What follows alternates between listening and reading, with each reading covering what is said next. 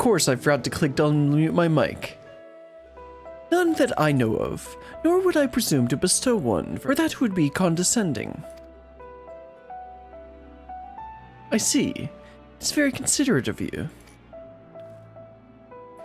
So, I understand you explored various phantom realms with Derek. Will you recount to me the experience? Oh, there's these big buff dudes.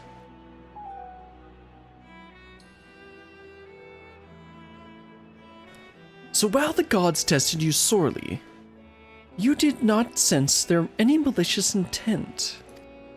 As Briargot said, they wish to do battle with us, but 'twould seem they do not necessarily wish to cause harm. Though much and more about this perplexes, mayhap 'tis safe to assume that they are not primals. That's what they said. Twice.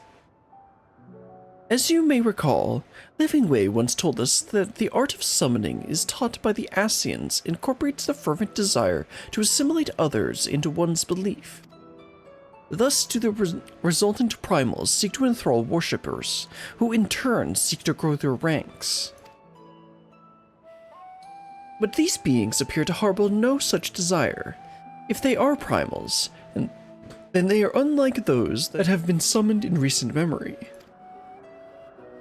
We might suppose that they were created in antiquity, in like manner to Hydaelyn, but there is no way to prove it. Who could they possibly be, and why do they desire battle with man? Yeah, literally what Emmett said. Even of your little Eorzea, you know precious little, the true identities of the 12, for instance.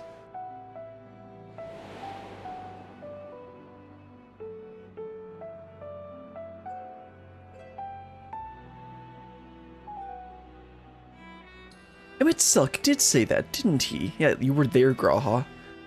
By which we may assume he knew the truth, and challenged you to seek it out too. Suffice it to say, you'll do it, of course. I mean, of course.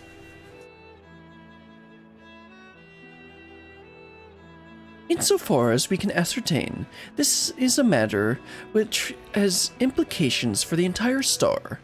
In light of this, the students of Baldizian formally accept the commission. We will investigate the Phantom Realm and the beings who call themselves the 12. I'm pleased to hear it. Thank you. Without further ado then, I will take a look around. There are a few things I'm curious about. Then with your permission, I will take myself around Eorzea and investigate the worship of those gods we encountered. Borlian, Derek, seeing as you've already seen this place, would you care to accompany me?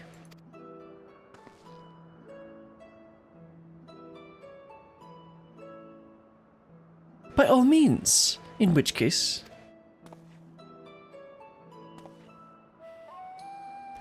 Could you stay here with Kryl, my friend? It wouldn't do to leave a fair maiden alone. Heh, sure, dude. Ook, ook.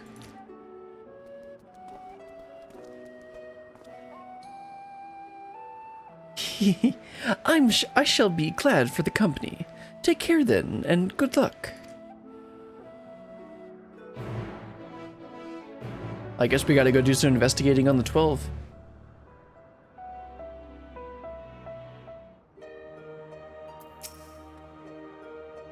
Shall we ask Graha about his plan? No, first I'm going to talk to Cryo. Graha has also shared his observations with me. Keeping your combined accounts in mind, I shall see what else I can learn here. Ook. So, to explain my plan, 'tis believed that the 12 were already worshipped during the Third Astral Era, when the Alcan Empire flourished. Interesting. Come the Fifth Astral Era, those nations that fought in the War of the Magi each took one of the 12 as a guardian and deity. This practice has continued to present day in Eorzea, with some notable regional differences. For instance, Ishgardians hold Howlon as absolute, while Sharlayans enjoy a moderate relationship with Thaliak. By visiting various locations in Eorzea and learning about the 12 as they are worshipped, I hope to identify any similarities or differences between them and the beings we encountered. In doing so, I believe we will draw closer to the truth of their identities. For our first destination, I propose we take ourselves to Ralgar's Reach. That's what I thought. I was pretty sure that was going to be the first place we went. The place is holy ground for worshippers of the Destroyer, and promises to yield useful details.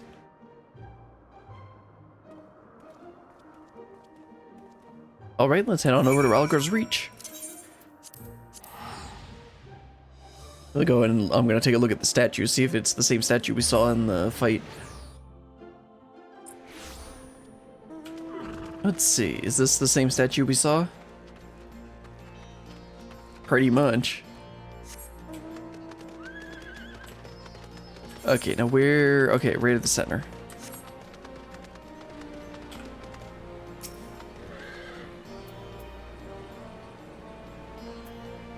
Right, that's Ralgar's symbol.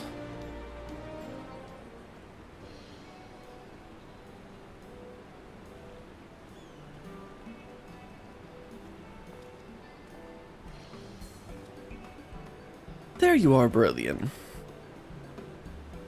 This place served as a base of operations for our investigation into Omega, did it not? How delightful to be here together.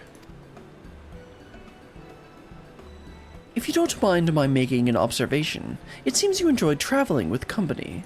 I mean, that's Graha. I do. It's something I dreamed for a long time. A long time is a little bit of an understatement. There's nothing like traveling with good friends. I enjoy company, but sometimes I prefer my own.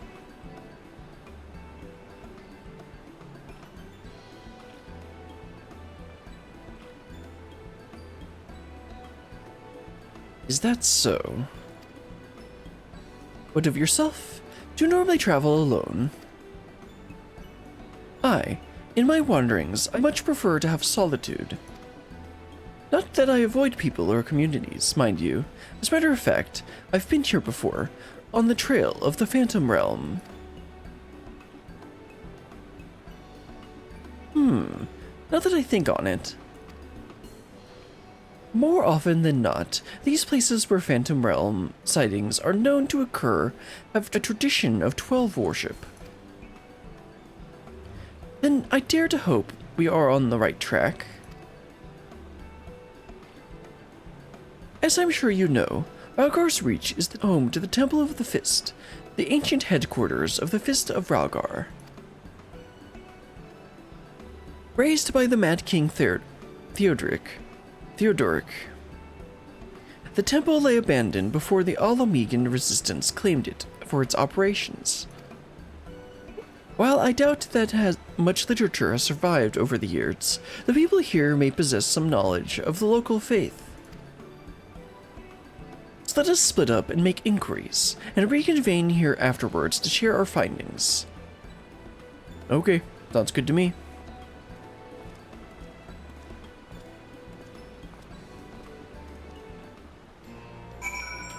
Let's see, where are we supposed to go first? Oh, let's check out the stone. You read the words inscribed on the monument. A storm of blood approaches fast, hell's open, heavens weep, for no one soul doth lie reach, the measure of his reach. Once upon a time, Lys explained to you their meaning, that we must prepare ourselves for strife and sorrow that will inevitably come. Sure, I vaguely remember that. Now, where are we supposed to go next? Oh, there's somebody. Learned anything thus far? Well, let me talk to this guy and take your knowledge. Oh, if it isn't Brillian, is this man perchance a friend of yours? When last he visited, he shared with me the tales he heard on his journeys. What amazing tales they were. If you have time, I'd love to hear both of your stories. Alas, we're in some haste. We're investigating the worship of Ralgar and seek literature on the subject, religious texts and the like. Can anything still be found here? Just about all of it is gone, sadly, destroyed by the Empire, if not the Mad King before that. But we haven't lost everything. The mighty image of the Destroyer, the tales we share at the campfire, like the legend of our nation's founding. We still have these things, and they were a source of great comfort and strength to us in our darkest moments. I see. If you don't mind, I would be obliged to hear your stories at this time. Brilliant. Rest assured I have this well in hand. Feel free to carry on as you were. Okay. Let's see if we can find Graha before we find the other person. Okay, Graha, where are you? All the way over there? Okay. It feels like forever ago when I did Stormblood. Okay, where is Graha around? I didn't see him anywhere. I didn't see him on the way here, so I probably will just go ahead and talk to the person. Yeah, I'll just talk to them. Scholarly woman.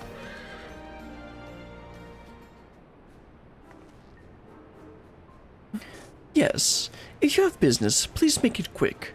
I'm due to meet up with someone any moment now. Forgive my delay. Wait. What is she from? I think she's from... Ah, okay, she unlocks the Temple of the Fist, which is an optional dungeon. Okay. That's right. That was a long time ago. Why, if it isn't the adventurer who kindly escorted me to the Temple of the Fist. Are you studying monks too, perchance? That's right, she was crazy about monks. If so, you ought to work together with me and my colleague here. Few things are finer than joining heads with like-minded folk. Well, kinda.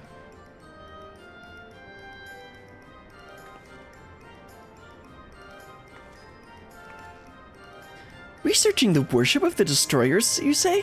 Why didn't you mention it sooner?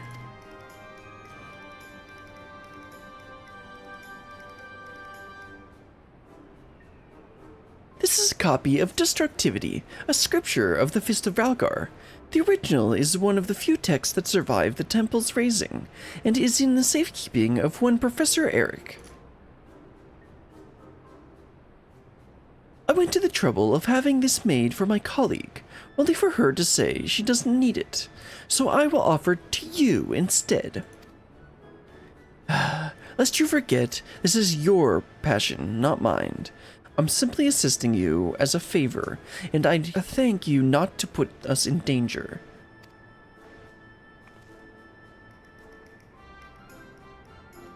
Ah, but danger is the crucible in which the monk tempers body and mind. Ah, that's right, she's really crazy about monks. So sublime, monks.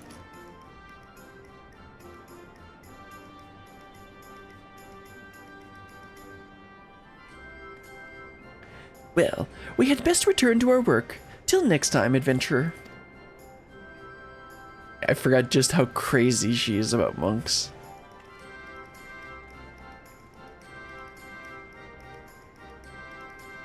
Anyway, this book should be really helpful. Let's head back to Graha and... I forgot his name already. And tell them that we found a book. Yeah, you're supposed to meet right back up here.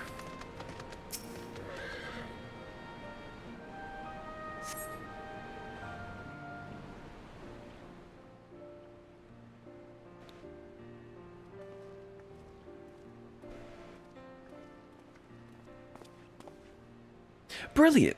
What were you able to learn? I got this really convenient book that we can use. A copy of one of the scriptures, you say? A moment while I skim it over, of course. You hand Graha a book, he's going to read it.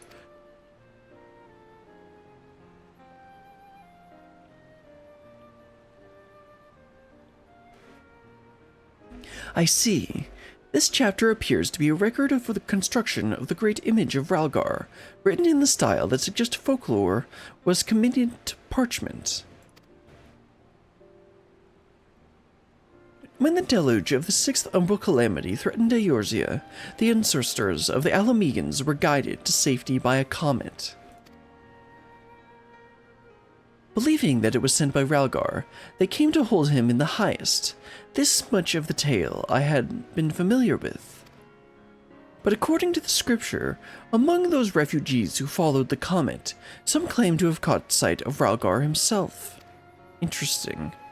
Their accounts were passed down through the centuries, and worshippers of the destroyer pieced them together to give shape to yonder statue. That seems pretty close to me. I must say, it bears more than a passing resemblance to the being we encountered. Well, were that Ralgar a primal, the explanation for the similarities would be simple. That is, the statue gives rise to unified interpretation of Ralgar's appearance, which in turn leads form to the primal. However, this fails to account for what inspired the likeness in the first place. If the scripture is to be believed, it was the sightings during the Sixth Umbral Calamity. Yet for those witnesses to be able to recognize Ralgar, they would have needed an agreed-upon idea of his appearance beforehand. If we can then consider the history of the 12 worship, that it already existed in the Third Astral Era, it would be not be ridiculous to think that these divinities existed even prior to that.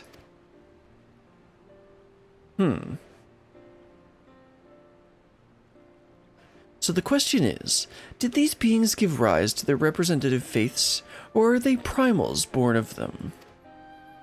This seems to point towards that they might actually be real things. I thought we made it clear. We are not summoned beings. It's like, Ralgar, please.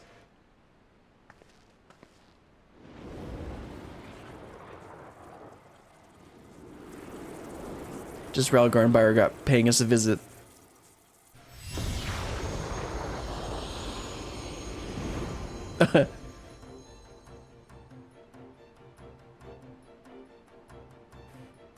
Since time immemorable.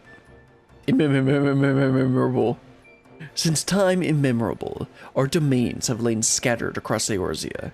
As a matter of fact, one of these in which you set foot in is nearby. 'Tis not unusual for mortals to glimpse us. That voice, could they be... Indeed, I am Byrgot, and the hawk beside me is Ralgar. I shall elaborate upon my master's explanation. I know it says with their voice, but it's funnier if I do it with the, goofy voice. We thus disguise ourselves when we wish to observe the world without. For being seen in our true form would violate our laws of conduct and cause a lot of big problems. Yet though we similarly disguise our sanctums, veiling them in illusion, rents are known to manifest when the surrounding aether is unstable. In such a time, should a gifted mortal chance to be near, they may inadvertently catch sight of us. Of course, during the Umbral Calamity, etheric imbalance occurs on a star-wide scale, the ideal condition for seeing the Phantom Realm. Precisely how many times we have been seen, we ourselves have no way of knowing, but that is sound assumption to make. Well, Byrgot, I believe that much shall suffice by way of an apology for our deception. Shall we? Indeed, that is all we are at liberty to reveal. Fare you well, children of man. You're just a random spriggan.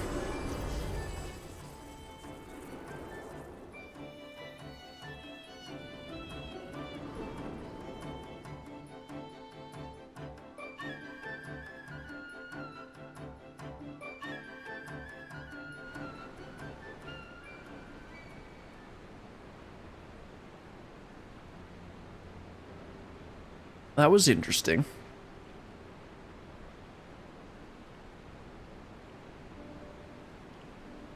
Aside from their reticence where it concerns their identity and objective, these divinities are certainly approachable.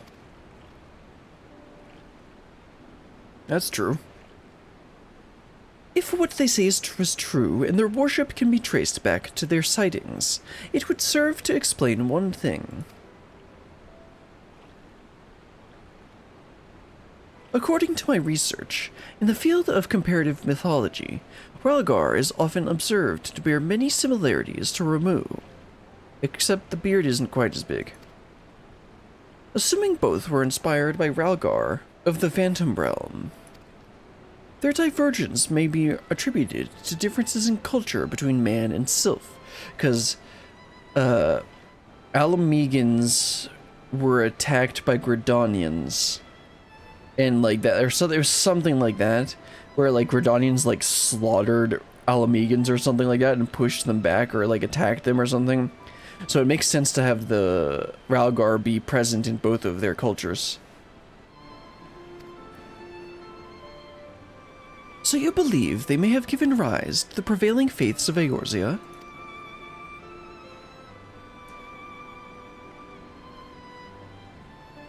Given available evidence, yes. I'm inclined to, yet none of this explains their presence. How and when did beings of such power come into existence? Does Kryl have an answer for us? Oh, just you, Kryl. Has something happened? Truly? Very well. I shall take care of it.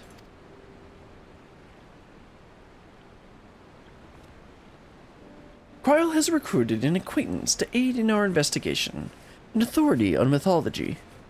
I must go and receive her at the sunken temple of Karn, where she is currently conducting fieldwork, after a brief detour to prepare a little something. Conveniently, Thandalin is home to countless adherents of Nald'thal. While I tend to business, may I ask the two of you to make inquiries in Ul'dah? That makes sense. Very well. Excellent. I will join you as soon as I am able. By your leave.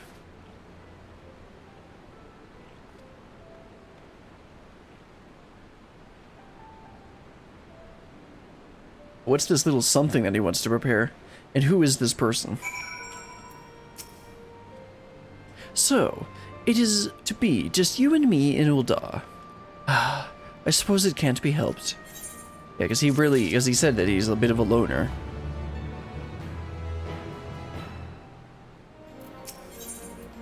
The face of an explorer. Apprehension is writ upon Derek's face.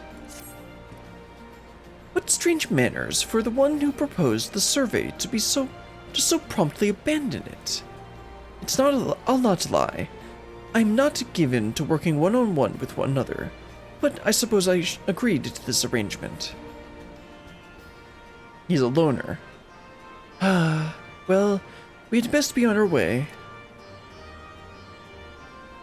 As I recall, the Milvaneth Sacrarium is still closed for construction, so let us try our luck with our Arzaneth Osiri. You have no objection to traveling separately, I trust. Good. I'll see you in Ul'dah. Of course, it's gonna take us straight to Ul'dah. But then again, we're gonna investigate Nald'thal, that's right. Anyway, let's head on over to Ul'dah.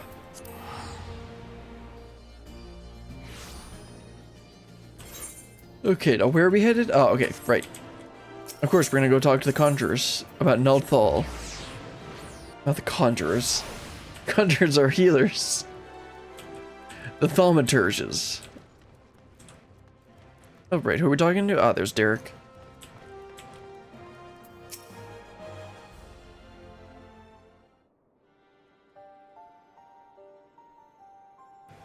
Ah, you're here.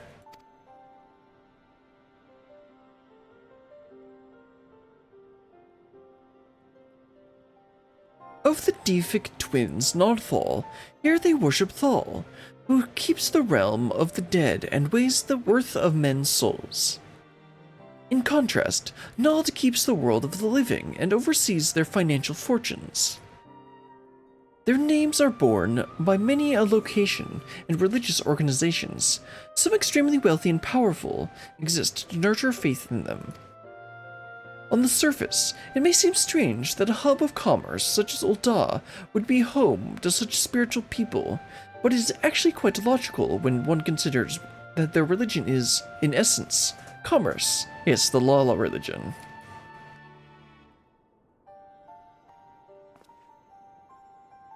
any event, Nald'thal is truly unusual divinity. What was originally held to be one god came to be worshipped as twins. Indeed, rather than two distinct entities, that which we encountered was a single being possessed of two personalities. That's true. Oops. Did I mishear? Did he just say they encountered Nald'thal? No. He was speaking figuratively. And while his... oh no. And while his appearance differs somewhat from the divinities worshipped, it cannot be denied that there is a striking similarities in their nature. Oh no.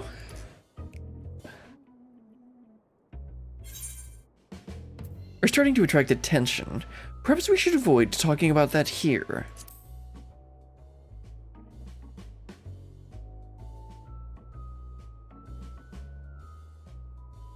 He's completely oblivious. Forgive me. This is hardly a place for such a conversation. Let us continue it elsewhere. They met Nald'thal?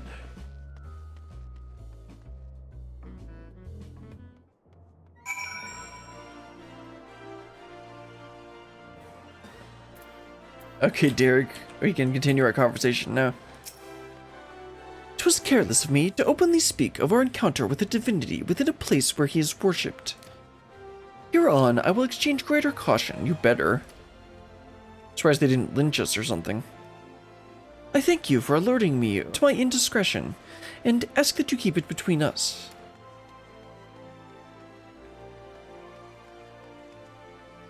Now then, to finish our... Excuse me, sir. Now then, to finish our conversation, as I mentioned, though the Nald'thal as worshipped by men appears somewhat different, there are undeniable similarities in their nature. I believe we may report this much to Grahatia, sir. I'm trying to speak here. With that, our work here is done. Rather than waiting for our companion to arrive, perhaps we might seek him out at the sunken temple? He mentioned needing to make a detour. Were we to set out now, we ought to be able to catch up with him. After all, we hardly know one another. Rather than loiter with an unfamiliar person, it's better to use our time productively, wouldn't you agree? Sure. Then let us head to the sunken temple of Karn at once. And that's in southern Thandlin, I believe, so let's head on out there. Okay, yeah, Karn's over here. Oh, right. Oh, this doesn't look good. Are you alright? If you hear me, please say something. You're here, thank goodness. I found this woman collapsed, though I can see no obvious injuries. By her attire, she appears to be some manner of scholar. Water, food, in my bag. Please. I see. Brilliant. May I trouble you to find her bag? I will stand lookout in the meantime. Sure, I can do that. Now where's the bag? Come on, I need a convenient quest marker to tell me where to go. I can't think for myself. Where is it though? I guess I should just fly, shouldn't I? There it is. Nope, that's them. I swear I saw it before. Oh, there it is. This guy found it for me. Examining the bag, you find a skin with little water left, but there appears to be no provender. For now, you decide to take the water to the woman. I mean, that's better than nothing.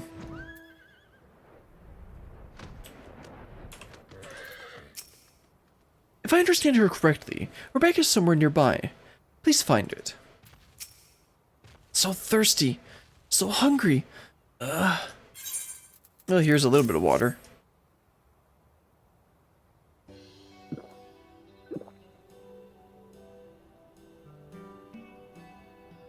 Not enough food. I need food.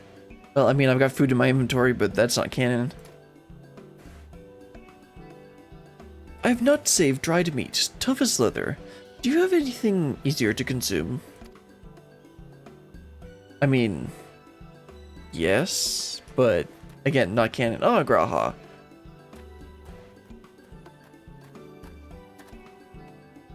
Brilliant, Derek. What are you doing here? Actually, that can wait.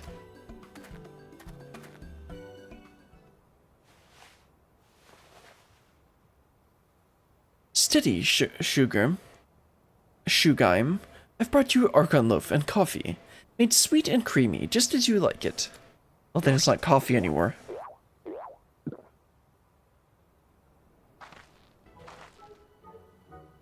Ah, I am reborn.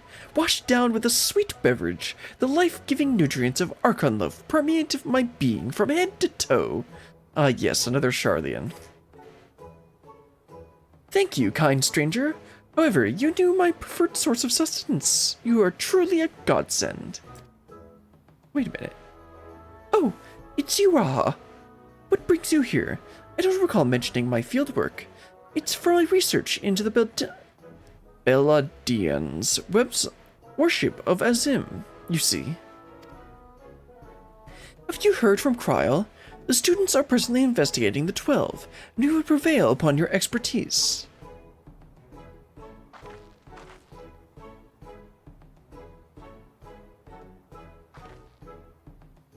May I introduce Snowgime, expert mythologist.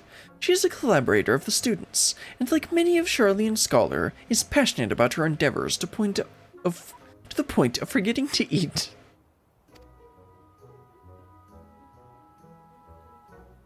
Seeing as she has recovered, may I ask the two of you to tell me about her the Phantom Realm?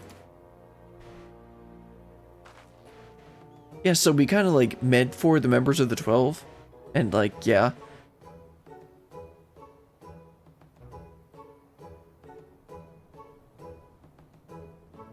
The 12 abide in the Phantom Realm, and you exchange not only words with them, but blows besides. Incredible! And your description of their domains, a thunderous tower in one and a sweltering city in another, are precisely as the heavens of lightning and fire depicted in legend. In ancient times, worshippers of the 12 believed that there exist 7 heavens and 7 hells. And that's why we always hear Robon saying 7 hells. Aetherology has since established that departed souls return to the ethereal sea. But it seems those afterlife domains were more than just inventions of the mortal imagination. As a pursuer of myths, I must say it feels somewhat anticlimactic to suddenly have these revelations given to me.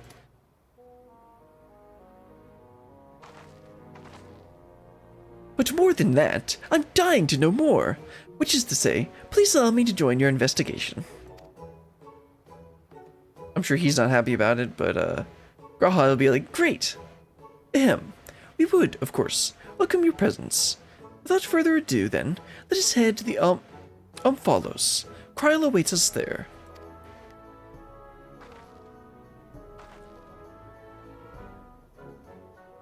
Derek's not going to be too happy about this. He's already annoyed that there's 3 people on the team. Now there's going to be a 4th.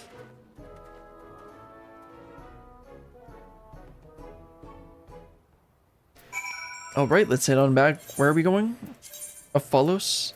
Yeah, that's right. Let's teleport to Revenant's Toll and fly on over there. Should be right here? No, right here.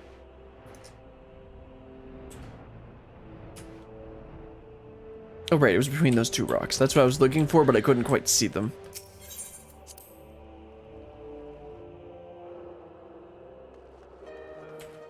Oh, right, Kryl, we're back. Or, I'm back, at least. I don't see anyone else. Oh, he's over there. Looks like there's a little bird, too. Nope, just the Spriggan. Okay, Kryl, we're back. Or, at least I'm back.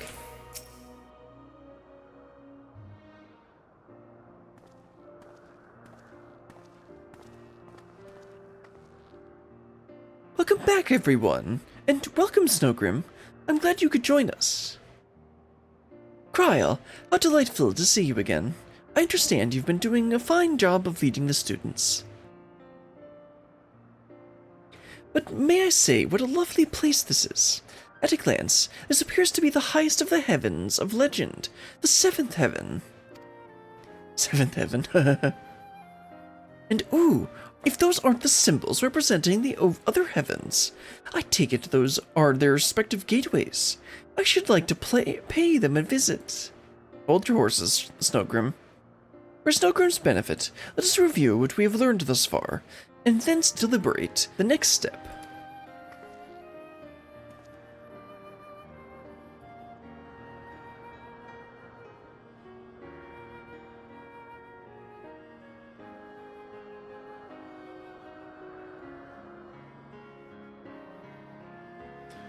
The gods reappeared before us in Rhalgr's Reach. Though they were disguised as unassuming creatures, their laws forbid them from showing their true forms outside their realm. Yet, in the event the ambient ether becomes unstable, such as during an umbral calamity, it is possible for the realm, and indeed the gods themselves, to be glimpsed by mortals. And such sightings, we believe, have given rise to various faiths and practices throughout Eorzea. As we confirmed in Ul'dah, the Nald'thal worshipped by people and the Nald'thal we encountered here have more similarities than they do differences. In the course of exploring the Omphalos, two things caught my attention.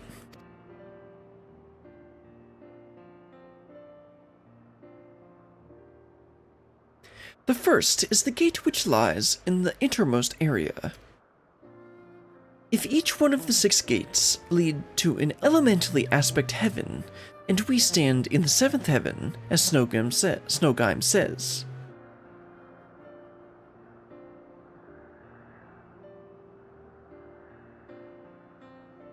What then lies beyond the last gate?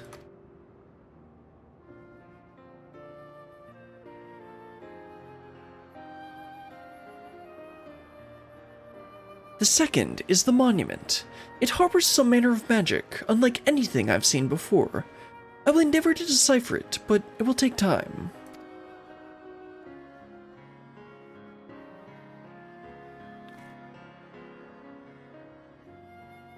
Divinities that have existed since time immemorial, who abide in domains resembling the heavens of legends. Why have they chosen to reveal themselves to mortals seeking battle? Unless they favor us with more of their secrets, it would seem this monument holds the key to solving the mystery. Indeed, much and more yet lies beyond our understanding, but we'll keep chasing the truth together. And I'm sure you'll agree with me, this is tiring work both mentally and physically. We need to pace ourselves. To which end, I might suggest we return to Revenant's Toll and have a rest before we embark on the next stage of our investigation.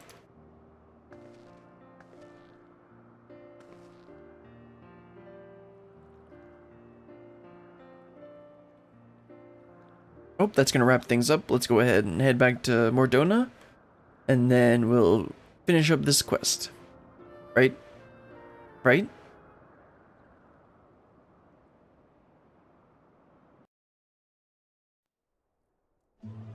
Ah, okay. Cutscene.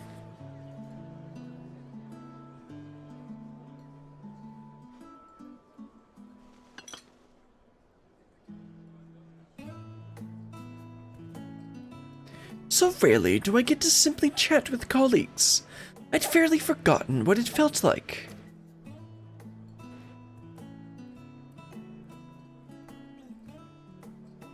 Indeed, it's quite fitting that we should be doing so here in the 7th heaven. Yeah, that's what the bar's called. Fitting? That's an understatement if I've ever heard one. The 7th and highest of heavens, which rules over the remaining 6, was right here in Mordona all this time. This isn't fitting, my friends, it's destiny. Calm down, Snowgrim. Snowgime.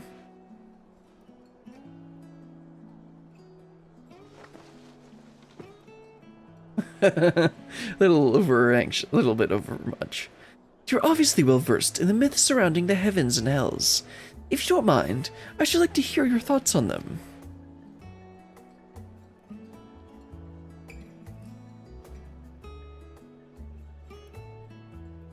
Poor Derek. He just has to sit there. And be social. Invested as they are in their research, it doesn't take much to stoke their passion. My apologies if it makes you uncomfortable. This whole encounter makes me uncomfortable.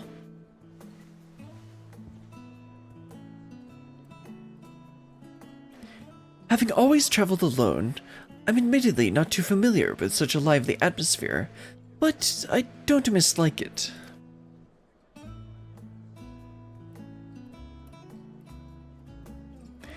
Square Enix just keeps writing relatable characters. By the way, the two of you arrived at the sunken temple rather quickly. Did something happen? No. Nothing happened. We just finished faster than usual. Or than we expected. Well, as pleasant as this has been, it's past time we return to the annex. The paperwork for this commission isn't going to complete itself, alas. Then I shall take myself to Omphalos. There's so much there that I'd like to see.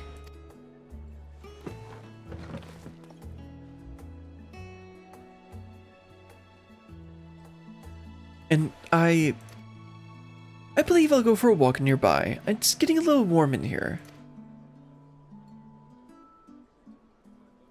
Alright, do take care now.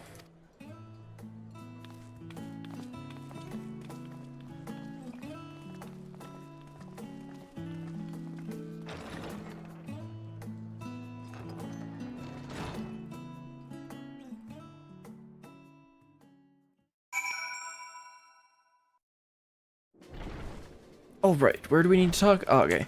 Let's probably talk to Derek. Yeah, talk to Derek and let's wrap this up.